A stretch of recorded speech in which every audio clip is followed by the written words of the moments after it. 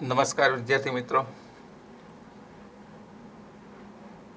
પાઠમાં અગાઉ આપણે સરેરાશ સ્થિર ખર્ચ, સરેરાશ અસ્થિર ખર્ચ આ બંને રેખાઓ આપણે સમજી ગયા છીએ.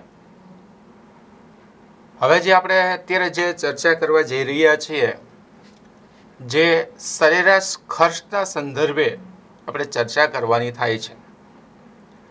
સરેરાશ ખર્ચ એ ખરેખર તો કુલ ખર્ચ અહીંયા શબ્દ મૂકવામાં આવે છે. કુલ ખર્ચ એટલે તો કે ભાઈ એક એકમના ઉત્પાદન પાછળ થતો ખર્ચ, એટલે કુલ ખર્ચ એવો શબ્દ અહીં મુકાય છે.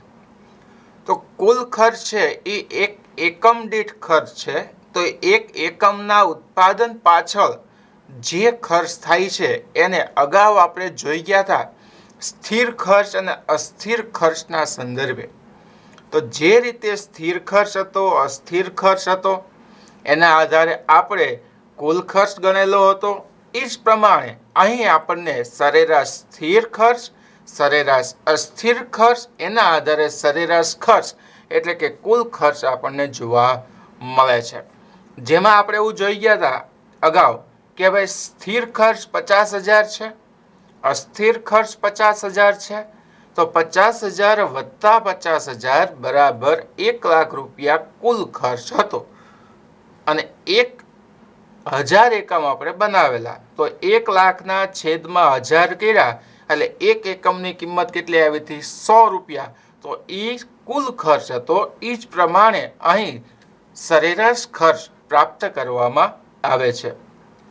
એટલે કે છે ઉત્પાદનના એકમોથી ભાંગીને, ઉત્પાદનના એકમો હમણાં જ મેં કીધા, કેટલા કીધા હતા તમને?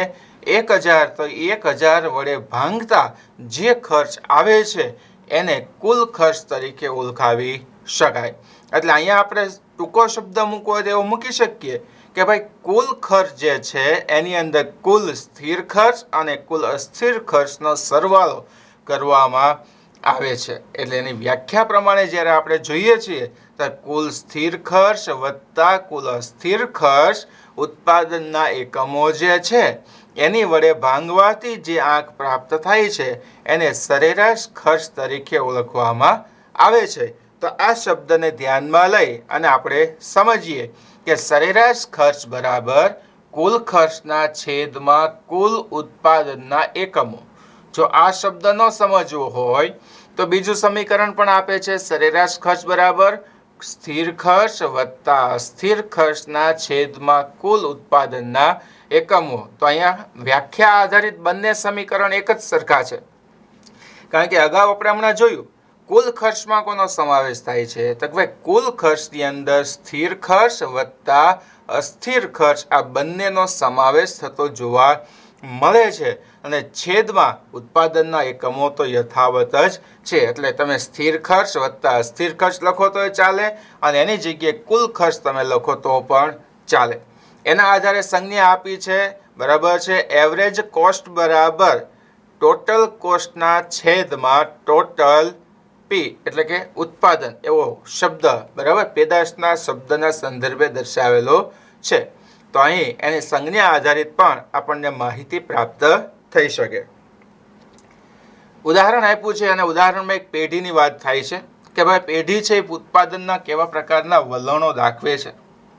અને જે ઉત્પાદનના જુદા જુદા વલણો જે છે એની આખી એક પ્રક્રિયા અનુસૂચિ દ્વારા આપણને સમજાવવાનો પ્રયત્ન કરે છે. ઉત્પાદનનું પ્રમાણ એકમમાં અહીં દર્શાવ્યું છે. 1 થી 7 એકમ આપણને આપ્યા છે. તમે જુઓ 1, 2, 3, 4, 5, 6 અને 7. એની સાથે કુલ ખર્ચ આપણને દર્શાવવામાં આવ્યો છે, ટોટલ ખર્ચ, જેમાં 9, 16, 21, 28, 40, 54 અને 70 સુધીની બાબત દર્શાવી છે. જ્યારે સરેરાશ ખર્ચની અંદર તમે જુઓ 9, 8, 7, 7, 8, 9 અને 10 આ રીતે વિગત તમને દર્શાવવામાં આવી છે. તો અનુસૂચિ તમે જુઓ છો, તો અનુસૂચિ તમે જુઓ છો તો એની અંદર તમે જુઓ તો કે ભાઈ 3 એકમ અને 4 એકમ છે, ત્યાં સરેરાશ ખર્ચ જે છે એ બંને સરખો છે. બંને ખર્ચ કેવો છે? ત્યાં સરખો છે. તો અહીંયા કહેવાનો અર્થ એવો થાય છે કે જેમ જેમ ઉત્પાદનમાં વધારો થાય તેમ તેમ સરેરાશ ખર્ચ વધે છે અમુક સપાટી પછી, બરાબર છે, અમુક સપાટી પછી, કારણ કે પેઢી ત્યારે એવી પરિસ્થિતિમાં હોય છે કે જ્યારે એને ખર્ચ વધુ કરવાની જરૂરિયાત રહેતી નથી, એટલે એ સમયે ખર્ચ કેવો થાય છે? ઓછો થાય છે. એટલે ઉત્પાદન વધતા સરેરાશ ખર્ચ ઘટે છે. કારણ કે અસ્થિર ખર્ચમાં જ ફેરફાર થાય, સ્થિર ખર્ચ યથાવત રહે છે. તો સ્થિર ખર્ચમાં આપણે જોઈ ગયા હતા કાયમી કર્મચારીઓ, બરાબર છે, એની આપણે વાત કરેલી. પછી ત્યાર પછી આપણે વાત કરી હતી મૂડી રોકાણ પરનું વ્યાજ, એની પણ આપણે ચર્ચા કરેલી. મશીનરીની પણ આપણે ચર્ચા કરેલી, બરાબર છે. એ બધા ખર્ચ તો યથાવત રહે છે, પણ અસ્થિર ખર્ચ છે એની અંદર ફેરફાર થતો જોવા મળે છે. પણ અમુક સપાટી પછી જ્યારે તમે ઉત્પાદનની કક્ષામાં ફેરફાર કરો છો, વધુ ઉત્પાદન કરતા જાઓ છો, કાર્યક્ષમતા કરતાં વધારે ઉત્પાદનની સ્થિતિએ જ્યારે તમે આવો છો, ત્યારે અહીંયા તમે જુઓ તો કે ભાઈ 5મા એકમથી ખર્ચમાં વધારો થતો જોવા મળે છે. તો અનુસૂચિ આધારિત આપણે એવા બિંદુઓને અહીંયા સમજાવી શકાય. આની સાથે આપણને આકૃતિ પણ આપી છે, એની પણ આપણે વિગતે ચર્ચા કરશું. પહેલાં જોઈએ, જેમ જેમ ઉત્પાદનનું પ્રમાણ વધતું જાય છે તેમ તેમ કુલ ખર્ચ વધતું જાય છે. એ તો આપણે અનુસૂચિમાં જોયું. પણ શરૂઆતમાં સરેરાશ ખર્ચ ઘટે છે, પછી સ્થિર થાય છે, એટલે ત્રીજા અને ચોથા એકમે સાત જે હતા તે, અને ત્યારબાદ વધવાનું વલણ જોવા મળે છે. ખર્ચના આ વલણને આધારે આકૃતિ દોરવામાં આવે છે, જે આપણે જોઈએ તો કે છે, જુઓ અહીંયા આપણે સરેરાશ ખર્ચ રૂપિયામાં જે દર્શાવ્યો છે વાયધરી ઉપર છે. ઉત્પાદનનું પ્રમાણ એમાં કુલ સરેરાશ ખર્ચની આકૃતિ અહીંયા દર્શાવવામાં આવી છે, એ પણ અહીંયા આપણે જોઈએ છીએ. અને હવે ઉત્પાદનના સંદર્ભે તમે જુઓ તો કે ભાઈ 1 એકમ હતું ત્યારે ખર્ચ કેટલું હતું, બરાબર. 2 એકમ હતું ત્યારે ખર્ચ કેટલું હતું, 3 એકમ હતું ત્યારે ખર્ચ કેટલું હતું, એની અહીંયા બાબત દર્શાવી છે. તો 1 એકમે 9નો ખર્ચ છે, 2 એકમે 8, 3 એકમે 7, 4 એકમે 7, 5 એકમે 8, 6 એકમે 9 અને 7 એકમે 10 થાય છે.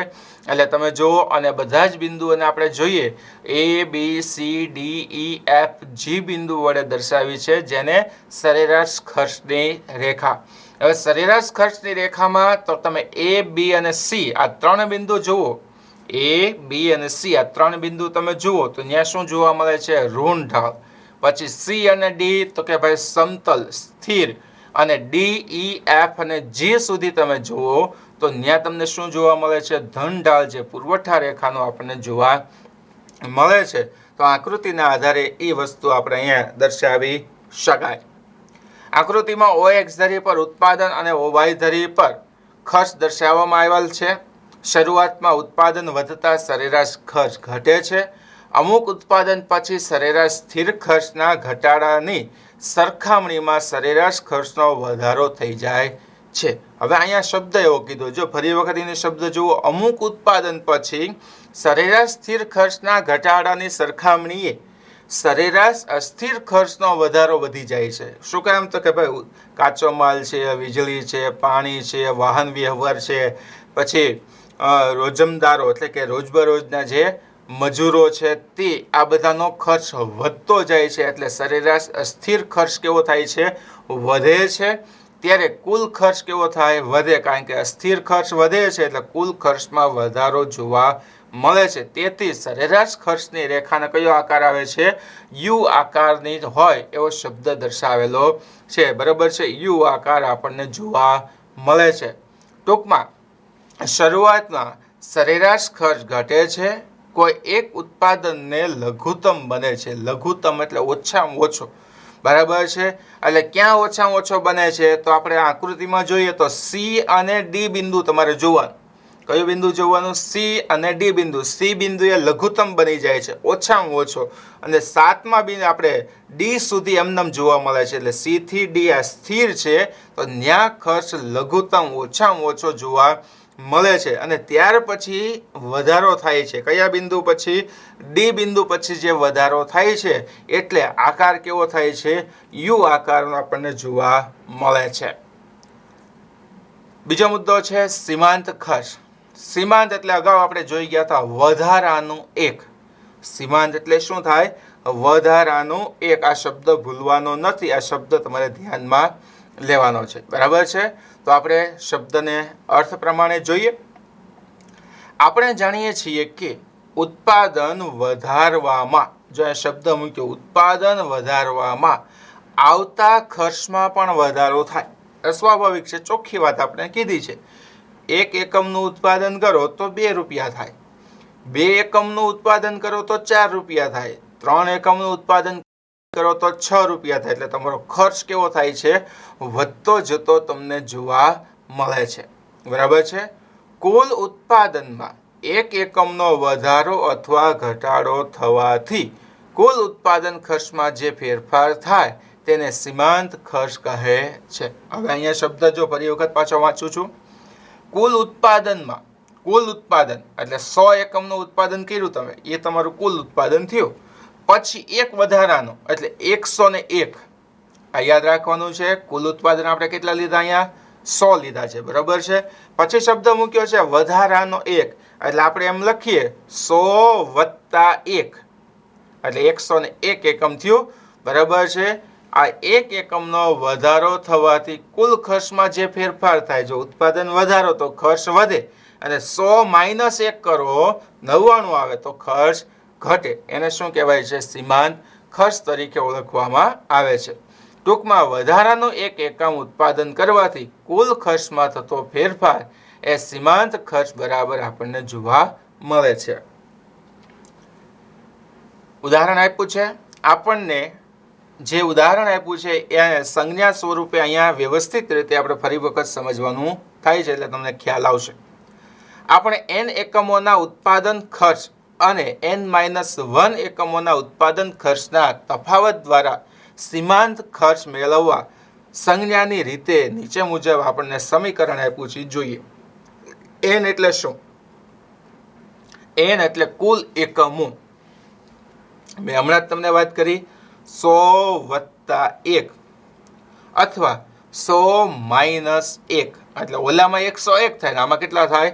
99 થાય. તો પ્લસ માઇનસ વાળું સમીકરણ અહીંયા દર્શાવવામાં આવે છે. પણ આપણને જે વાત કરી છે એ n-1 સમીકરણ આધારિત આપણને અહીંયા સંજ્ઞાઓ દર્શાવવામાં આવે છે, અને અહીંયા ચર્ચા આપણે કરવાની થાય છે.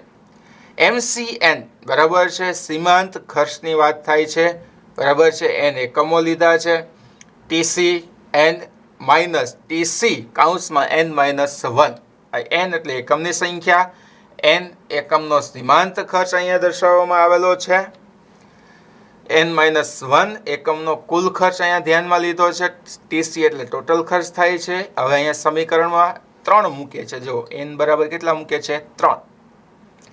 તો MCN ની જગ્યાએ હવે 3 મૂકી દઈએ એટલે MC3 એટલે 3 એકમનું સીમાંત ખર્ચ. એટલા એકમનું સીમાંત ખર્ચ? 3 એકમનું સીમાંત ખર્ચ. TC3 માઇનસ TC કૌંસમાં n-1 હતા એટલે એની જગ્યાએ કેટલા મૂક્યા છે? 3. 3 માઇનસ 1. TC3 એમનેમ રહેશે. TC બરાબર પછી જે આપ્યું છે n-1 એટલે 3 માંથી 1 બાદ કરો તો કેટલા? 2. અહીંયા કીધું છે ટોટલ કુલ ખર્ચ જે 3 એકમનો છે એમાંથી ટોટલ ખર્ચ 2 એકમનો બાદ કરવાનો. TC3 માઇનસ TC2 બરાબર છે? ટોટલ ખર્ચ જે 3 એકમનો છે એમાંથી ટોટલ ખર્ચ 2 એકમનો શું કરવાનો છે? બાદ કરવાનો છે. એટલે TC3 બરાબર 21 અને TC2 બરાબર કેટલા થાય છે? 16. એ આપણને ધ્યાનમાં લેવાનું કીધું છે. તો TC3 કેટલા છે? 21. તો TC ની જગ્યાએ 3 ની જગ્યાએ 21 મૂકીએ, માઇનસની નિશાની. TC2 બરાબર કેટલા આવશે? 16. તો અહીંયા કેટલા મૂકશું? 16. એટલે 21 માઇનસ 16 બરાબર કેટલા આવે છે? 5. અને સીમાંત ખર્ચ તરીકે ઓળખવામાં આવે છે.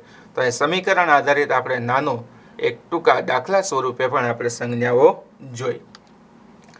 નીચે અનુસૂચિ એક આપી છે. બરાબર છે? એના આધારે આપણે ગણતરી કરવાની થાય છે. ત્રીજા એકમના સીમાંત ખર્ચને ત્રીજા એકમનો કુલ ખર્ચ અને બીજા એકમના કુલ ખર્ચના તફાવત જેટલો એટલે કે 5 આપણને જોવા મળે છે. એટલે ત્રીજા એકમ અને બીજા એકમની અંદર 2 એકમનું ખર્ચ કેટલું છે, 3 એકમનું ખર્ચ કેટલું છે, તો એની એ વાત કરી છે. 2 એકમનું તમે ખર્ચ કરો છો તો 16 રૂપિયા થાય છે, પણ 3 એકમ બનાવો છો ત્યારે કેટલા થાય છે, 21. તો બંને વચ્ચેનો તફાવત કેટલો આવે છે, 5 રૂપિયાનો તફાવત અહીંયા આપણને જોવા મળે છે. એવું અહીંયા શબ્દ આપણને દર્શાવવામાં આવ્યો છે. યાદ રાખવું જોઈએ કે સીમાંત ખર્ચ, જો અહીંયા શબ્દ મૂક્યો છે, સીમાંત ખર્ચ સ્થિર ખર્ચથી સ્વતંત્ર હોય છે. અંડરલાઈન કરી નાખજો, પરીક્ષામાં પૂછાય સીમાંત ખર્ચ સ્થિર ખર્ચથી કેવો છે, સ્વતંત્ર છે. કારણ કે સ્થિર ખર્ચની અંદર ઉત્પાદન વધે તો ખર્ચ વધે, ઉત્પાદન વધે તો ખર્ચ સ્થિર હોય, ઉત્પાદન ઘટે તો સ્થિર ખર્ચ યથાવત રહે છે, ઉત્પાદન શૂન્ય હોય તો પણ સ્થિર ખર્ચ કેવો હોય છે, યથાવત. અને યથાવત સાથે અહીં શબ્દ નથી, કારણ કે સીમાંત ખર્ચ ચોખ્ખું એવું કહે છે ઉત્પાદન વધતા ખર્ચમાં વધારો થાય છે. એટલે આ બંને કેવા છે, સ્વતંત્ર શબ્દથી દર્શાવવામાં આવે છે. તેથી કહી શકાય સીમાંત ખર્ચ એ અસ્થિર ખર્ચમાં થતા ફેરફારનું પરિણામ છે. અહીંયા પણ અંડરલાઈન કરજો. સીમાંત ખર્ચમાં જે ફેરફાર થવાનું વલણ છે એનો મુખ્ય આધાર કોણ છે, તો કે ભાઈ અસ્થિર ખર્ચ એનો મુખ્ય આધાર જોવા મળે છે. જ્યારે ઉત્પાદન n એકમો પરથી ઘટીને n-1 એકમો થાય છે ત્યારે કુલ અસ્થિર ખર્ચમાં થતા વધારો જેટલો સીમાંત ખર્ચ હોય છે. બરાબર, એટલે અસ્થિર ખર્ચ અને સીમાંત ખર્ચ બંને કેવા છે, સરખા છે એવું દર્શાવે છે. એની અંદર બહુ ફેરફાર થતો નથી. સીમાંત ખર્ચ ઉત્પાદનમાં ફેરફાર થવાથી કુલ ખર્ચમાં થતા ફેરફાર બરાબર થાય છે.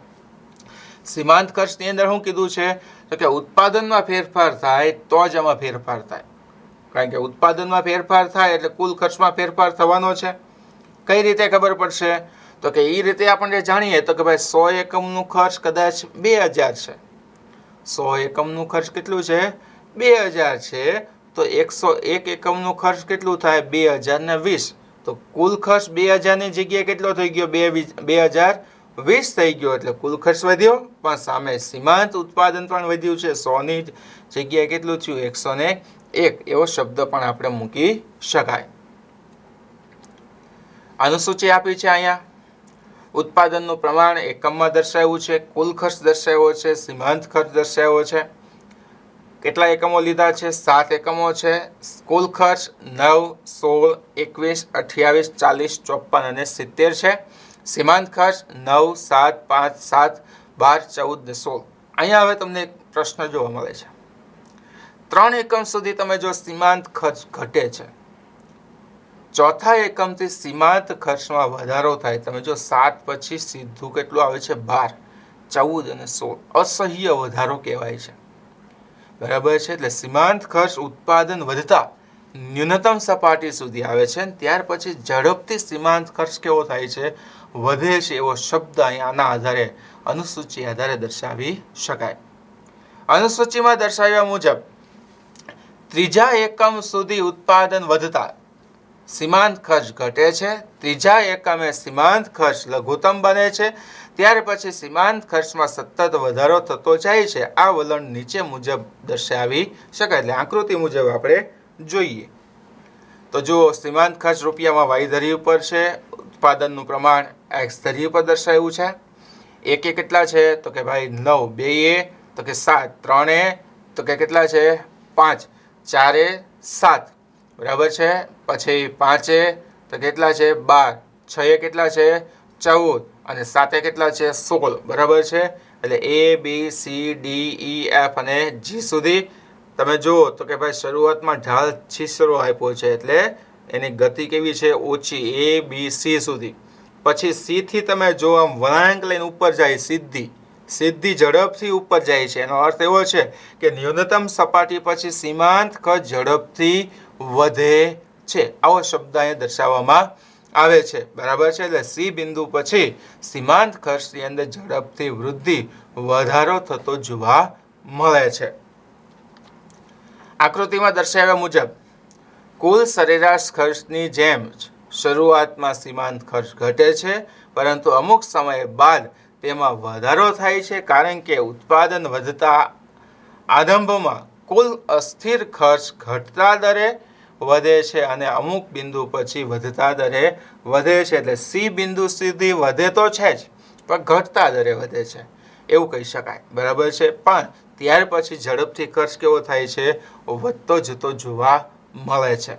તો આ સીમાંત ખર્ચની અહીંયા આપણે ચર્ચા કરી. પછી એમાં કહે છે આગળ, તેથી શરૂઆતમાં ઉત્પાદન વધતા સીમાંત ખર્ચ ઘટે છે. કેટલો? તો 9 થી 7 ને 7 થી 5. અને અમુક બિંદુ પછી એટલે 5 પછી તમે જુઓ તો આકૃતિમાં ઝડપથી ખર્ચ વધે છે, એટલે હોકી આકારની સ્ટીક બને છે. બરાબર છે. કઈ આકારની બને છે? હોકી આકારની. આમ ગણો તો સાચાની નિશાની આપી છે, પણ નામ શું કીધું છે? હોકીનું તમને આપેલું છે. બરાબર છે. ત્રીજા એકમ સુધી સીમાંત ખર્ચ ઘટે છે, તેથી સીમાંત ખર્ચની રેખા ઋણ ઢાળવાળી A, B અને C. અને ત્રીજા એકમ પછી સીમાંત ખર્ચ વધે છે, પરિણામે ખર્ચની રેખા કઈ થાય? ધન ઢાળવાળી C, D, E, F અને G. બરાબર છે. A, B, C એટલે નીચે આવે, C, D, E, F, G એટલે ક્યાં જાય છે? ઉપરની બાજુ આપણને જોવા મળે છે. આ રીતે અહીંયા ખર્ચની રેખાઓ દર્શાવવામાં આવે છે.